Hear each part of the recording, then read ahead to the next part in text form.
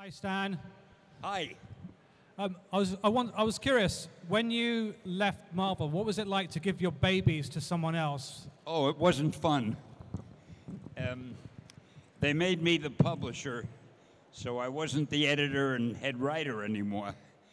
And I had to watch other guys do things, and they were good. I mean, we had the best staff in the world, but I miss being with the artists and being with the colorists and the people who make the books go and with the other writers. So being a publisher wasn't as much fun. What I did mainly, because I'm not a businessman, I traveled around the country. I came to London a lot of times just talking about Marvel, just promoting the books and so forth. So they called me publisher, but I was really like a glorified press agent, and that was more fun than being sitting in an office figuring out if we're making money or not.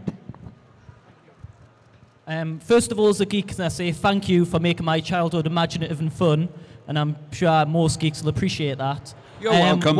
What I'd like to ask is there been any stories that fans have shared with you that have been memorable over your vast career? Any stories? What? I didn't catch that. Fans that shared with you that stands out to you. Oh, any of my stories? Every one of them. They were classics. No, there are so many books. I mean, I had favorite stories with the Fantastic Four, with the Hulk, with Daredevil, with Spider-Man, with all of them, I guess. There was one story, I remember, these are not our two top characters, but I did one story where Daredevil fought the Submariner, and they were both our heroes, and I had to not make it look as if one of them could really beat the other, so they practically fought to a draw, and in the end, the Submariner went to the ocean, back to the ocean, and he left Daredevil kind of lying exhausted on the sand, and he said something like, "You were a noble competitor," or something. I enjoyed the way I think I made them both seem heroic, even though they were fighting each other. I had so many stories that, see, the problem is I'm my biggest fan. So I love every story I wrote, so they were all my favorites. Hi, Stan.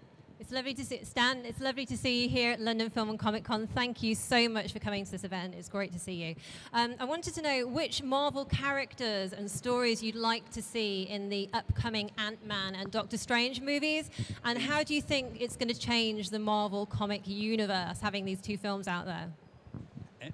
You got to help me. How will it change the Marvel universe? Yeah.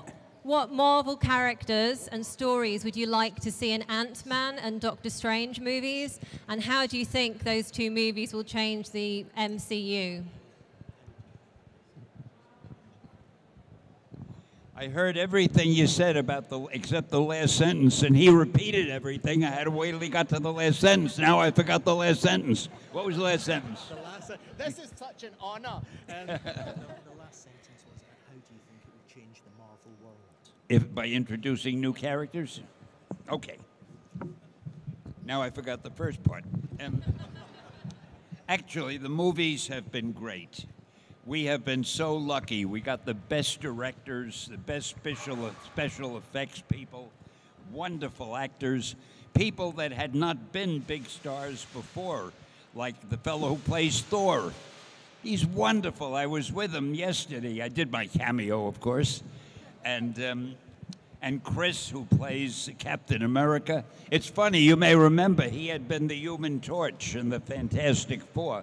It's so unusual to take a guy from one part and give him another role in the same series. Worked out beautifully, though. He's a great, and so forth. So how do I think it'll change? All it can do is make it better for Marvel. If we do these movies and the movies are successful, there are people now reading Marvel comic books who never would have thought to read a comic book before. So it helps the comic book business. The movie business has been unbelievably incredible. I mean, the Marvel movies are about the biggest money-making movies of all. And, you know, it's funny. I keep thinking DC could probably make a lot more money with Superman and Batman if they announced that I'd have a cameo in one of them. People wouldn't believe it. They'd have to go to the theater to see it.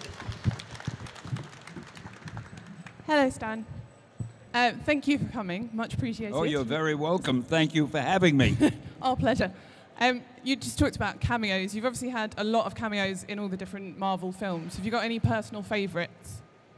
I missed that. Have you got any personal favourites? Oh, I love them all. My cameos are like my characters. I love all of them. The one I did where, let's see, where I was the librarian and I was playing music while Spider-Man was having a life and death battle with the Lizard. The time they wouldn't let me into the Fantastic Four's wedding because they didn't believe I was who I was. I thought of a couple this morning that I said, gee, I had forgotten about those. I loved them, and now I forgot what they were. But no, every one of them. The one I did yesterday, I can't tell you what it is, but wait till you see. What was that for, the Avengers? It was for the Avengers. It really was good. Don't miss the Avengers, just on account of me. That chap there had a question, Paddy. Keep your hand up. Lovely. Hi, Stan. I just want to say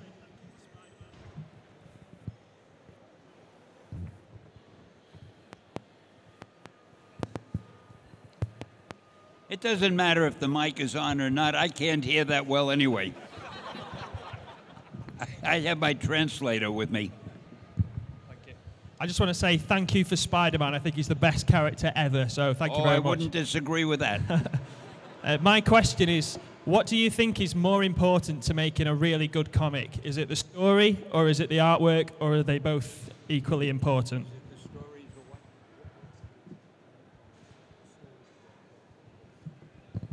Impossible to say. It's like saying what makes a great song hit, the music or the lyrics. You can't have a good story, with a good comic strip story, without a good story, without a good script. But a bad artist could ruin the script. If it's drawn badly, you'll think the story isn't any good. There's nothing in art that is as close to being a 50-50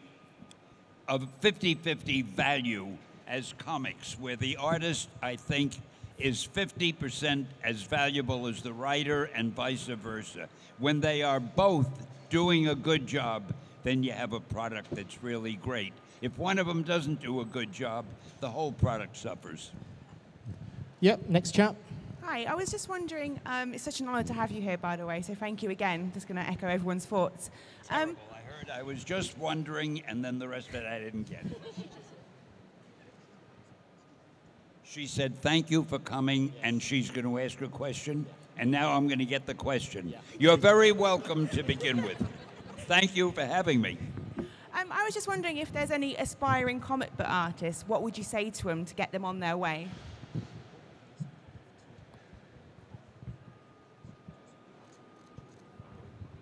You know, that's the toughest question to answer when people say, I want to write comics or I want to draw comics. What would you recommend? I don't know what to tell you.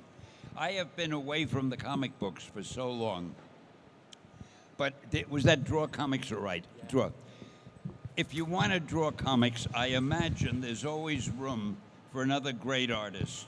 But you've got to understand, you've got to be as good as the people who are drawing the strips, or else they don't particularly need you because they've already got the artist.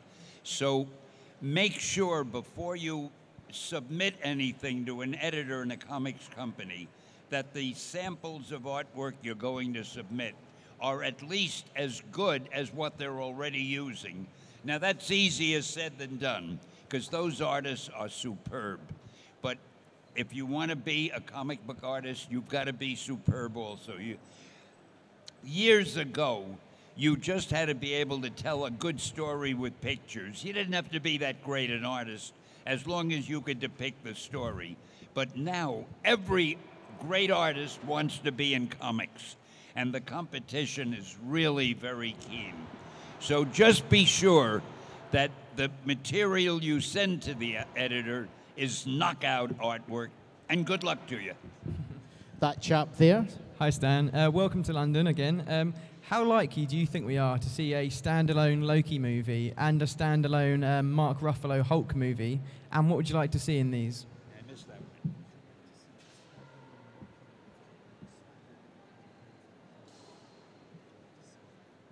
I'd like to see a standalone every movie with all our characters. And we will eventually. They're working on a Doctor Strange. They're working on a Black Panther. They're working on an Ant-Man. I mean, everything. But as far as would I like to see what you said, sure. Sure, I love standalone. But by the same token, the audiences, the public, loves when we team them up. That's why the Avengers is so big. They love to see all the characters, or many of them, together in one movie. Hello. We've seen so many great Marvel movies, and we're now starting to see the start of Marvel TV shows. I was wondering if there are any other characters other than Daredevil that you think would be better suited to TV. Something about TV. I think any one of them would work in TV. Some of them, unfortunately, require expensive special effects in order to get the most out of them, and some of those special effects would be too expensive for TV. But any one of them, the Hulk, 1,000,000 years ago, was one of the most popular TV series, if you remember. And I think Spider-Man on TV would be sensational, but they're spending so much time and money on his movies, they don't have time. But sooner or later, they'll probably find a way to have them on TV too, because Marvel is very greedy, and if there's a way to make an extra buck, believe me, they'll follow through. That gentleman there. Hi, Stan. Kevin Smith is well known with his fandom of comic books, and I was just wondering if you're at all disappointed that he hasn't had the chance to represent one of your characters on screen yet, and are there any other directors that you would quite like to see have a turn at one of your characters? Yeah, Kevin would do a great job. Kevin is an old, if you're familiar with him, he's the fellow who did the movie Mallrats years ago, my first starring vehicle. And Kevin knows the comics as well as anybody, so I don't know why Marvel doesn't hire him to do one of their movies. Maybe they will. And a final question from that young lady. Hi, Stan. It's such an honor. I'm here representing a site from Brazil. So if you could say hi to your Brazilian fans.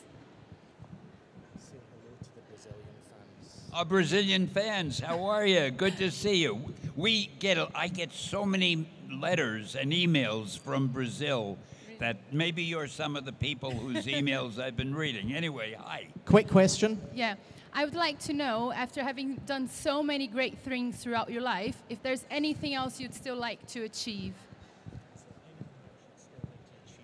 Well, if my mother was still with us, she'd feel that I'm a failure because she was sure I'd be president of the United States. And I just couldn't make it. Oh, wait a minute. I have something for you to do. Oh, am I glad I thought of this?